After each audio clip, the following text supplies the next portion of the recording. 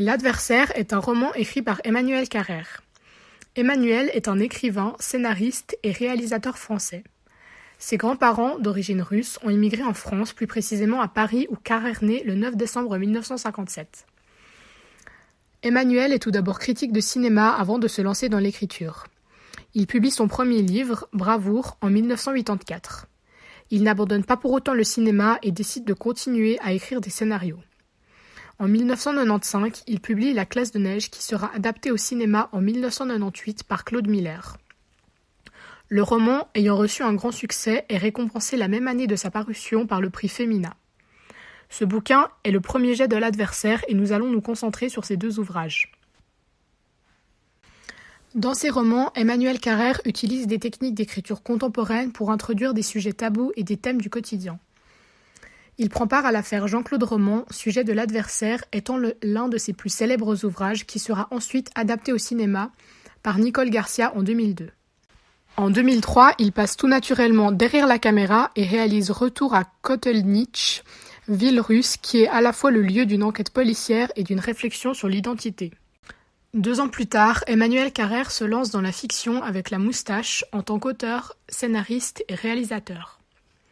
Limonov, son récit le plus récent, sort en août 2011.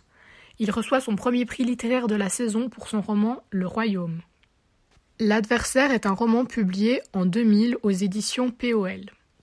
Le bouquin retrace l'affaire Jean-Claude Roman qui s'est produite en 1993 en France, plus précisément à Prevessin.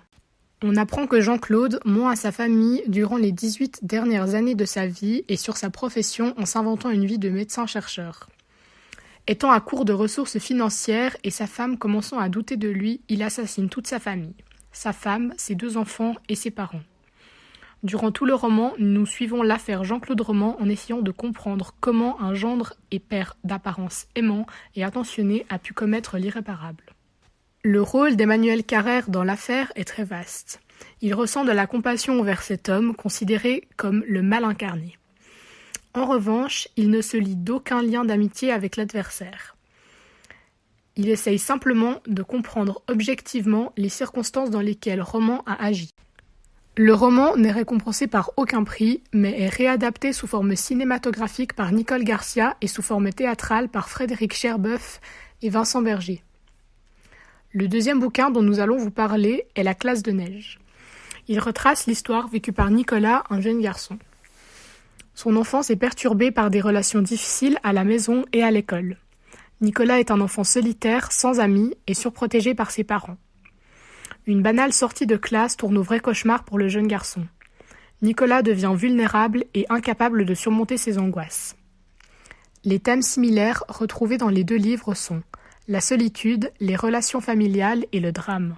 Dans La classe de neige, le narrateur est omniscient et à la 3e personne du singulier. En revanche, dans l'Adversaire, il est interne et est à la 1re et 3e personne du singulier. Les critiques. Dans l'Adversaire, Carrère tente tout au long de l'affaire de comprendre l'incompréhensible.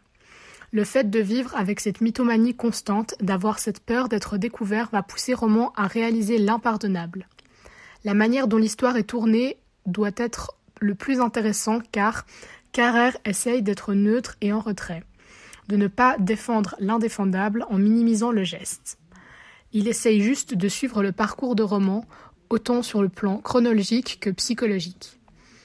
Emmanuel essaye de se positionner en ayant une réflexion sur la mythomanie qui mena au désastre.